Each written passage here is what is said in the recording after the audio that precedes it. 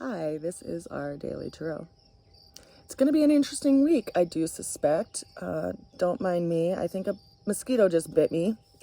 I live right next to an irrigation pond that's about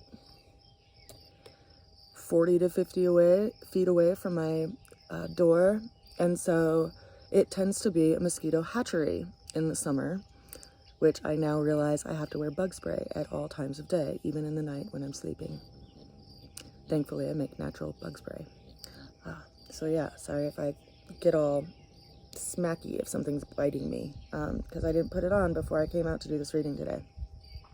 Aside from that, I think it's going to be an interesting week. We have an opening card of the Eight of Wands, which is signaling that something is in process, something is still up in the air, and we're waiting to see how it pans out. Now, eight wands coming in could be information, like a message that's coming in kind of unexpectedly. It could also be like the arrows of love, because it's like Cupid is sending some new influence into your life. But it's a stirring up of things, right? When we consider that we have a lot of wind in the world, or wind in our environment, it stirs things up, it moves things around. It can, sometimes even move roofs off of buildings and just shift everything around. And so we're kind of in this space, this energetic of things that are in process, they're in motion, they're being moved around, and you can't really know what it's going to resolve to until things settle. So we're in this space this week where a lot of things are happening and a lot of things are up in the air and in process, and how we show up to that could really shape the direction of where we're going. The challenge that we have for today is coming in as the Judgment card. Now we see these three people who are rising to the call, right? They are being called out of a situation that they've been in, and there's some kind of realization or something being revealed that really is transformative, and transformative in a way that's like you can't turn back from what you see. If we consider the energetic of a butterfly and a caterpillar, and the transformation of how a caterpillar becomes a butterfly, and the process that happens in that, things have to get mushy and gooey before whatever's inside can be reformed into something that actually has wings and can take flight. And we're in that process this week.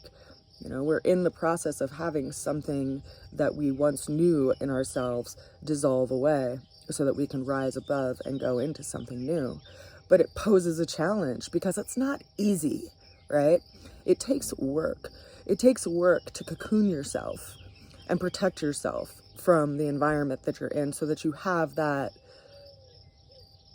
space to rebuild yourself into something new. Interesting stuff. It is especially interesting, I think, because Pluto is in the sign of Capricorn, and it's been in the sign of Capricorn for a number of years. And because Pluto takes over 200 years to go around the whole orbit of the zodiac system, it's in every sign for 10 or so more years. But what's so interesting is that in 2020, we had a major conjunction in Pluto. So it's like if you had this circular teeter-totter, everything was leaning in one side, and it was leaning in the sign of Capricorn, which is associated with our life path and our legacy and how we show up in the world and the reputation of ourselves and how people see us. And so we've all been going through this major transformation process by way of Pluto being in the sign of Capricorn.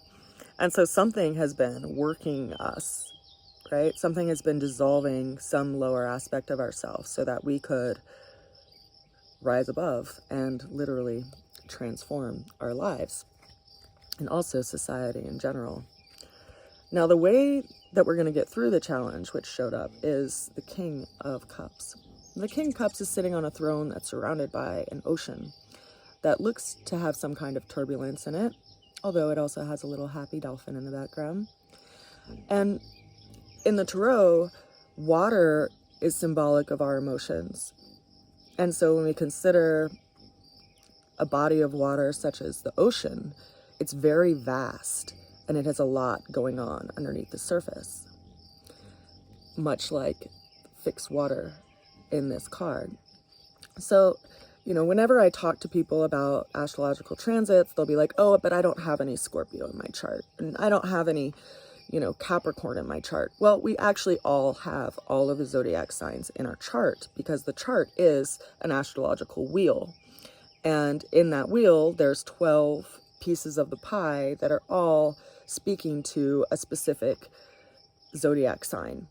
And so while you may not have a planet in Scorpio, you still have Scorpio in your chart. And consider that when you were born, depending on the time that you were born, right, the sun was rising at a certain point in the sky, or was at a certain position in the sky, and all the planets were at a certain specific position of the sky. And when you were born, they were in a certain placement on that wheel. Now, if you have, like myself, a lot of planets in Scorpio, I have Scorpio in my 3rd house because I was born around 2:20 in the morning, right? Which in the astrological chart would be in the 3rd house.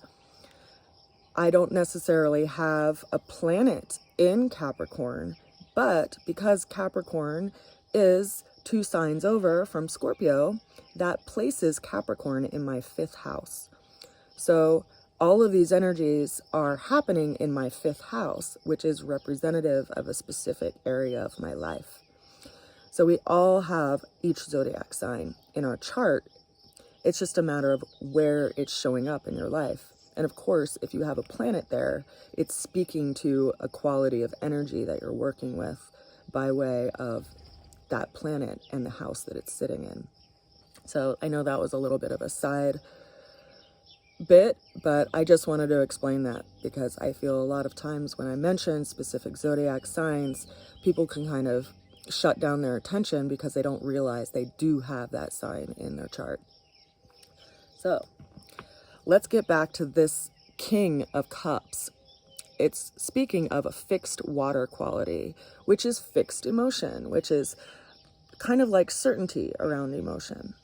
But when we consider the quality of water, it's nature's solvent, right?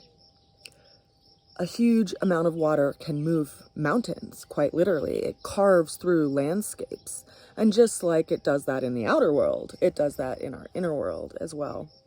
And so we may be looking at emotional deposits that we've had by way of our life journey, and things that need to be transformed, things that need to be looked at in a new way.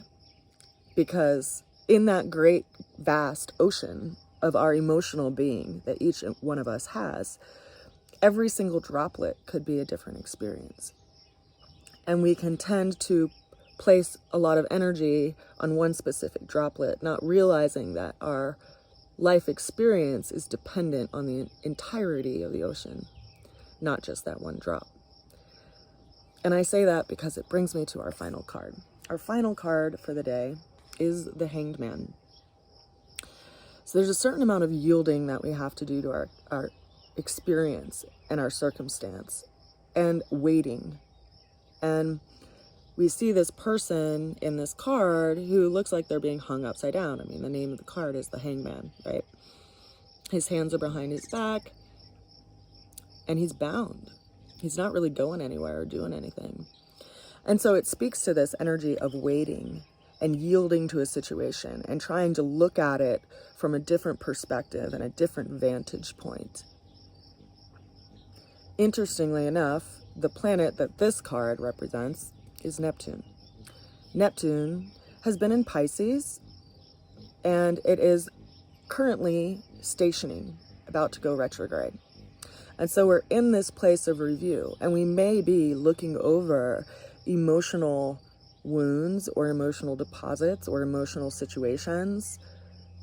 And we need to be careful with what we do with that attention, because there are, sorry, hummingbirds are playing all around me and they're really cute. I'm trying not to be distracted by them.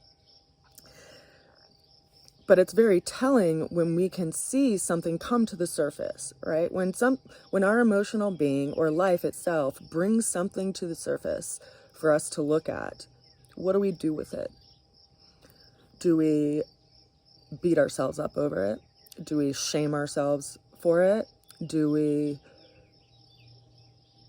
just look at it in a new way? Because it's interesting, you know, over the last week or so, I had a couple days where I was turning over things in my past, and when you sit in that, it can just take you into a whirlpool. And yet, when you come up to the surface from it, you can see perhaps what you need to nurture yourself, what you need to do to tend to yourself and to give care to your own emotional experience.